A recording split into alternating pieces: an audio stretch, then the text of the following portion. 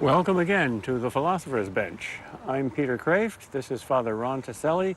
We both teach philosophy at Boston College, and we invite your mind into this conversation. Our topic is Splendor in the Ordinary, and I think that topic came from our mutual dear friend Tom Howard, who really should be here because his books portray that profound truth better than any other that I know, especially Hallowed Be This House, which is about what happens in the ordinary 7 rooms of a house, and a book that used to be called An Antique Drum, and then the new title was Chance or the Dance, Two Philosophies of Life.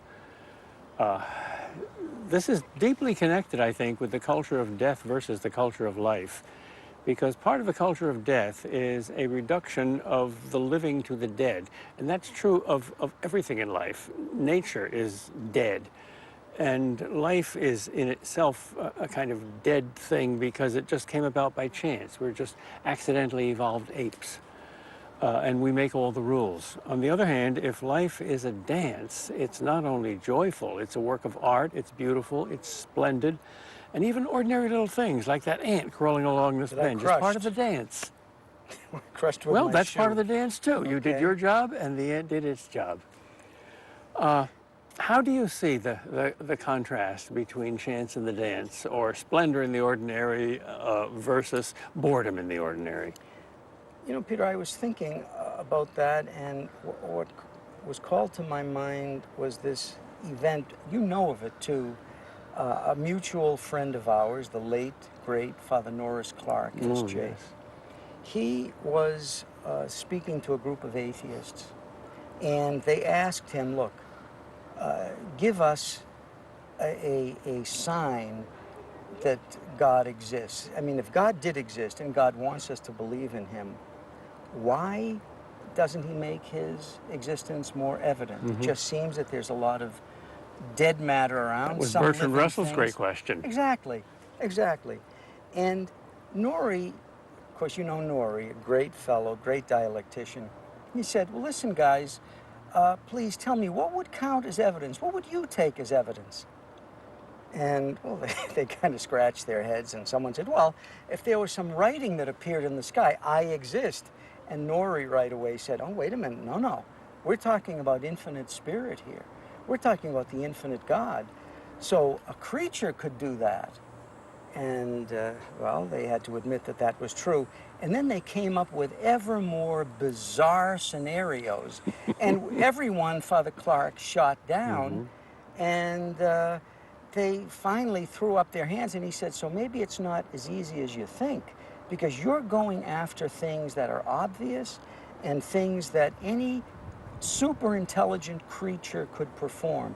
He said, maybe the answer to your question is this. And then he quoted this couplet from the German mystic poet Angelus Silesius. It goes like something like this. My spirit cries out, the abyss of my spirit cries out to the abyss of God. Tell me which is deeper. And Clark said, obviously, neither one is deeper. God is infinitely rich, and we have this infinite emptiness, this longing inside us that wants to be filled and can only be filled by the presence of God. And Clark said, maybe this kind of contingency that is in us, is in all things, maybe that is the secret, deep splendor of this world. That the fact that we are all creatures, that we are totally dependent, and that there is something, really someone, that we are always dependent on, and we can know our dependency and our need to be filled up by something greater than us. Maybe that is really the secret and the splendor that lies at the heart of all things. I'm surprised by how shallow the atheist question is. Is there a God? Let him appear. Well, how? In a finite way. How can the infinite God appear in a finite way? You remember Robert Ingersoll, the atheist, the great agnostic, used to scream out at various... God, if you exist, strike me dead with lightning. Strike me dead with lightning, exactly. And if a lightning bolt had struck him dead, that would be evidence against the existence of the infinite God, not for. Right, exactly. Because the Wizard of Oz could have done that just by manipulating little machines behind the curtain. You remember dear Father Divine, that preacher, famous in New York Yes. City. He was on trial once in New York, I believe, and it was a very hot day, blisteringly hot day. Not a nice warm day like this one, but horribly humid and hot as New York can sometimes get. And he was on trial for a serious offense. And the judge, a big fellow, in the middle of the trial, had a sudden heart attack and just keeled over and died. And Father Divine said, I didn't want to do it. I didn't want to do it. I mean, this isn't the way that Infinite Spirit normally is going to appear and make his presence, his reality known to us in this world and to us. And honestly, I think Father Clark was right that there isn't anything that is just merely ordinary. That's the one word that does not apply to anything. Absolutely. Nothing is mere. This blade of grass here, this is not a mere blade of grass. This is a miracle. It lives. It moves. It's not just what it is. It's something that it isn't. And it's beautiful if you see it. And it's funny. It looks like it comes to a point, but it doesn't. It's laughing at you. And, you know, God is present there. You can see, if you can't see God everywhere, you can't see him anywhere, because he couldn't be just somewhere. You make me feel bad now about the ant that I crushed with my foot. No, that's your job. Really? Our job is to crush ants when they interfere with human life, and to admire them when they don't. Okay, all right, okay, I'll accept that. It makes me feel better anyway. I will accept that. Peter, you're familiar with the spiritual exercises of St. Ignatius. And at the very end of the spiritual exercises, St. Ignatius has what's called the contemplation to attain divine love. And he urges us to look, of course, at persons where God is present in a special way, where our freedom gives an indication of the beautiful, fecund creativity of God himself. But also, he says, you look around at the world, look around at nature, at the blades of grass, at the sky, at these beautiful trees here on this lovely campus. All of these things should not be thought of as mere things. No. All of these things ultimately are signs of something much deeper than themselves. They're sacramentals. That's right. They point beyond themselves. And that is the tremendous poverty, I think, of the atheism that seems to be fashionable in some circles now. Well, that's because of its absolutization of the scientific mindset. The scientific method has no way of looking along things and exploring their significance, except in cause and effect. It looks at things, and it does so very well, very clearly and distinctly and rationally and empirically. But as C.S. Lewis said in that wonderful little article, Meditation in a Tool Shed, he was trapped in a tool shed, and he was in the dark, and someone was coming to rescue him, and meanwhile he was looking at the little sliver of light between the door and the door jamb, and then he changed his focus and looked along the light down the road to see the person coming rescuing him. And he said, well, we can, with our minds, do those two different things. We can look at something, and we can look along something. And if you look along something, that's a kind of empathy or sympathy. You go out of yourself into the thing. If you look at something, that's a subject-object relationship. That's the scientific relationship. We need both. But the looking along has atrophied in our culture. Hasn't it ever struck you, we're both teachers now, there are many ways of looking, for example, at your students. They're little heads filled with mush for the most part, and they need to be educated. That's a wonderful description. Little heads filled with mush. A lot of mush in those little heads. But when you see them grasping new ideas, when you see them really trying to do the right thing, and they do, when you see that, you are seeing something on display. It was there all the time. It's not that it suddenly appeared out of nowhere. No, it was always there. It appears, and it is fantastically, incredibly beautiful. This fits in perfectly to what you said about Angelus Silesius and the two abysses. And it also fits in perfectly to Father Norris Clark, our mutual friend, who we both think is a truly great philosopher. Great philosopher. In his little book, Person and Being, he comments on a profound little line from Thomas Aquinas, that which is the greatest in all of nature is a person. Because a person is not just an object but a subject. It transcends the whole realm of nature. That's one abyss. The other abyss, which is explored deeply by Thomas Aquinas, is the abyss of being, which is fundamentally the very act of existence, which sounds like the most abstract possible thing and the most boring possible thing, but in fact it's the source of everything that has any value at all.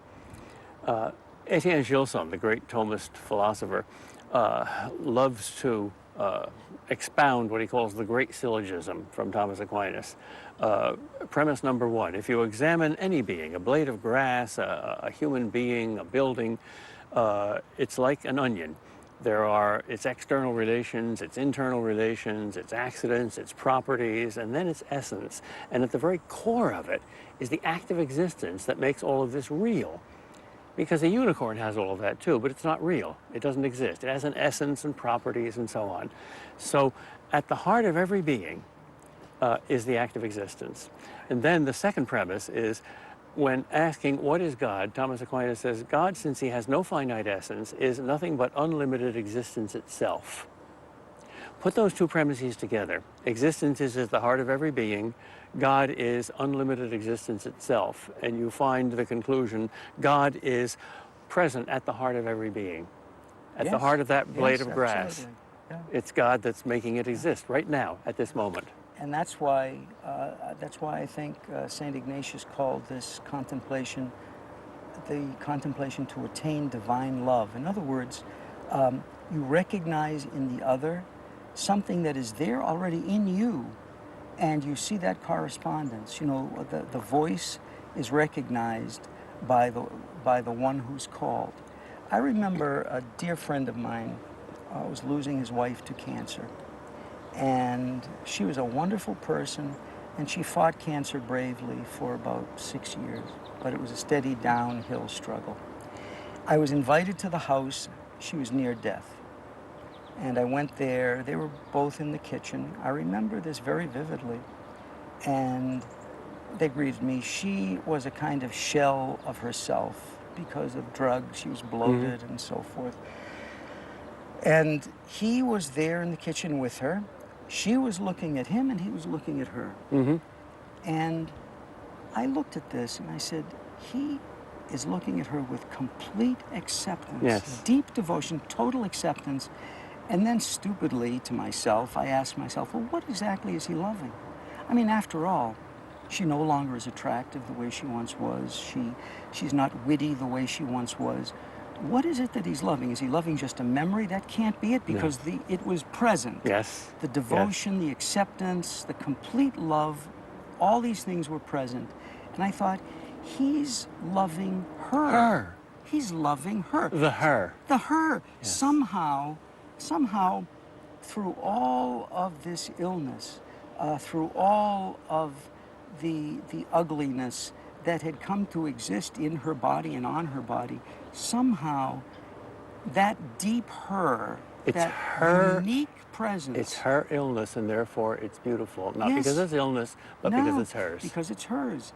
That he was loving her, that somehow that love had reached a spot that was, how shall I put this, that was deeper than any illness. That gaze must have been what the Curé d'Ars saw in the old peasant whom he observed in the front row of the church every day, obviously very piously adoring Christ in the Eucharist. And when he asked him, what do you say to Christ? And what does he say to you? The old peasant says, I just look at him and he just looks at me. Yeah, and that's all that's needed. Yeah. That's all that's needed. And that really is, if you expand it, that's the splendor in the ordinary. Yes. That is the splendor in the ordinary. And what's astonishing is not that God should be present everywhere. You can arrive at that by good philosophical reasoning if you're a good Thomist, but that existence should love you. That infinite existence should reach out and say, I love you infinitely. Yeah. And that's why the message, I am who am, that I mean, God is using personal language of himself, And he's using personal language concerning us because it's a message to us. It's from the ultimate person, the ultimate being who is personal to us, who are finite persons and reflections of that infinite creativity. It's extraordinary. It's extraordinary. The ordinary is extraordinary. Yeah, the One of the ordinary. best questions any student ever asked me was in a course in philosophy and literature. We had just finished The Brothers Karamazov, which is, I think, the most profoundly Christian novel ever written. And the student came up to me, a simple girl, freshman, I think. She said, "Do you believe this stuff?" I said, "What stuff?" She said, "What Dostoevsky believes." I said, "Yes." She said, but what I learned from this book is that if there's a God, I'm an agnostic, I don't know if God exists or not, but if there is a God, he loves us infinitely, infinitely more than we deserve. I said, "You're right on target there." She said, "Why? Why does God love me so much?" And I was stunned by the profundity of the question. So I stupidly gave a jocular answer. I said, "Well, come back next year. Maybe I'll know the answer then. I certainly don't now." She came back the next year to the same time, the same place. "Remember me?" "Yeah." "Remember my question last year? You said come back in a year. Do you have the answer now?" She really wanted to know. I said, "Believe and go to heaven. That's where we'll get the answer." There's a famous case. It's really horrifying in many ways, of a woman whose daughter was murdered, and terribly murdered, by the way, by this fellow. They'd never found the man, and the woman was really bereft, deeply grieving, and she screamed at God for about a year. After about a year, she came to some kind of inner peace, a bit of inner peace, so that she was ready to once again pray, once again approach God as God. And on the 1-year anniversary of her daughter's horrifying murder, one of these television shows, I guess America's Most Wanted, something like that, that probably wasn't the show, but the show was about this murder, the fact they had not caught the man, he was still at large, and so forth. And the guy called this woman. He telephoned her, and he called her and admitted he was the fellow who killed her daughter. But he didn't call in order to say, "I'm sorry." He called to torment her. Oh my goodness. And to try to recount to her what her daughter's last hours were on this earth. Horrifying thing. And the woman said something like this to him. She said, "I don't know what you believe, but I believe that God loves you, and I don't want to hate you. But I believe that there is a God who loves you." And there was silence at the other end of the phone. And then suddenly the fellow began to weep, and copiously. And he admitted what he did. He said he hated himself, he despised himself, that he had done this actually to other young girls, not just to her daughter. All of that came out, and here it seems to me is the key. Somehow in this moment, a man who had called this woman to torment her, a man who was probably chortling to himself at what he was about to do, somehow the love of this woman pierced that fellow, so that what appeared to be one thing, a creepy, perverted man who was twisted in his cruelty, wanting to torment this poor mother who had lost her daughter even further, somehow love was able to pierce through that and reach a point in his heart where God already existed. God did exist. God did exist. It's always simple love that does that. It's never something complicated.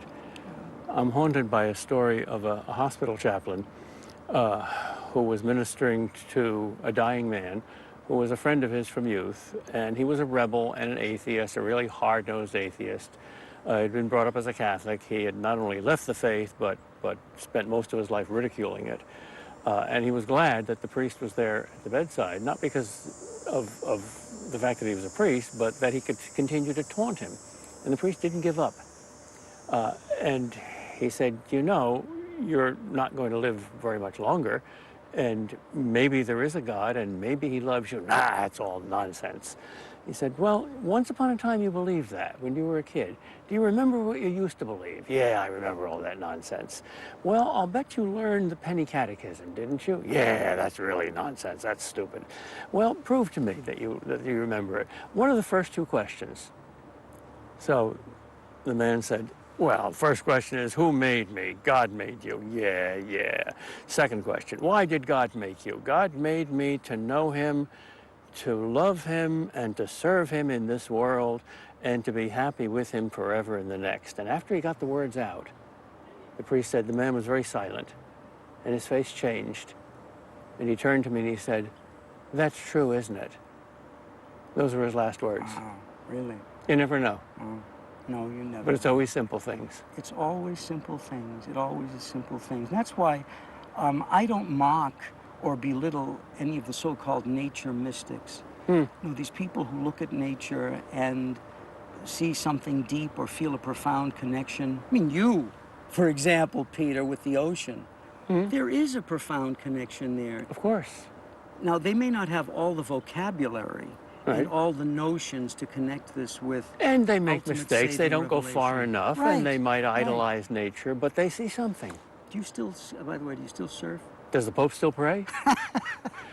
I hope that my heaven consists in surfing on the waves of God's will perfectly. That's really what sanctity is. I'm a very clumsy person and not a very good surfer, either on the ocean or on God's will. So I think he will give me surfing lessons there. Go ahead. And it's wonderful how diverse the lessons are. You can find them everywhere. You can't hide from God. It's as if he's looking at you from the most ordinary things.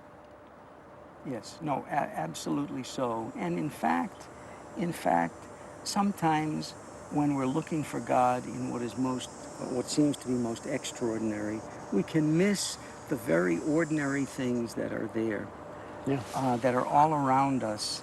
And these can sometimes be the most important things for us to pay attention Well, the to. reason God instituted extraordinary things like a Sabbath day and churches and sacraments is to remind us of his presence everywhere. They're not oases in the desert. They're pointers, precious pointers to his presence everywhere. Absolutely. Yes, absolutely so. And that's the true splendor in the ordinary. Yes. Yes, and to recapture that, I don't know a psychological technique, a 12-step method. I think it's a matter of will and love and humility and openness. But to recapture that is to solve so many problems. They don't go away. They're still there. There's still pain. There's still suffering. There's still ignorance. There's still injustice. There's still the culture wars. There's still the self-destruction of so many human souls. But when you see God's omnipresence, you can at least believe that he's present even in those awful things. Absolutely, and it makes you a better warrior. Yeah. It makes you a far better warrior to do that. After all, if you see sometimes hostile, agnostic, skeptical students, undergrads, grad students, or co-workers, whoever they may be, if you see them simply as opponents, it doesn't work. It blocks you to what is remarkable in them and what needs to be brought out, what they need to see themselves. Well, what Mother Teresa saw in them was Jesus. In often distressing disguises, not just the poor, not just the suffering, even the rebellious. Yes, even the rebellious. Yeah. Well, if she was wrong, then the holier you are, the stupider you are. That's a good argument against atheism. If atheism is right, then the holiest people in the world who entrusted their lives totally to God are the stupidest people in the world. Absolutely. It's a myth. Yeah. In that case, the thing that makes us the happiest, being a saint, also is the stupidest thing. So the two fundamental desires of the human heart, the desire for happiness and the desire for truth, contradict each other. Yeah, they do. What a horrible philosophy that must be. It's a truly horrible philosophy. Unfortunately, there are people who believe that very thing. Yeah. They hold that very thing. They try. They try to keep God out, but he keeps knocking at that door. I love that famous painting where Christ is knocking on a door, and he's coming from the outside, and you don't know if the door is going to open or not, but you notice that there's no handle on the door, no knob. The knob's on the inside. It's a graphic picture of free will, free choice. Graphic picture of hell, too. Yeah, if you don't open the door, yeah. Absolutely. I love that statement of C.S. Lewis in The Great Divorce. It sort of says it all. There's only two kinds of people in the world. Those who say to God, your will be done. Those to whom God says, your will be done. You know, I wish I had with me that wonderful ending to The Weight of Glory, where C.S. Lewis talks about... There are no ordinary people. That's right. You have never met a mere mortal. Nations, arts, cultures, civilizations, these are mortal, and their life is to ours as the life of a gnat. But it is immortals whom we work with, marry, snub, or exploit. Immortal horrors or everlasting splendors. Yeah. And your neighbor, and especially your Christian neighbor, is the holiest thing presented to you. Your senses. Outside of the Blessed Sacrament. And it's the same person who's present in both. Absolutely. And in them, the glorifier and the glorified, glory himself is truly present. That is the splendor in the ordinary. And that is all you know on earth and all you need to know, to quote another poet. Well, I don't think we can end on a higher note than that. Thank you, all who see and listen to us, because I hope you are treating us as we advise you to treat the world. Don't look at us, look through us, and along us, at the one who's present.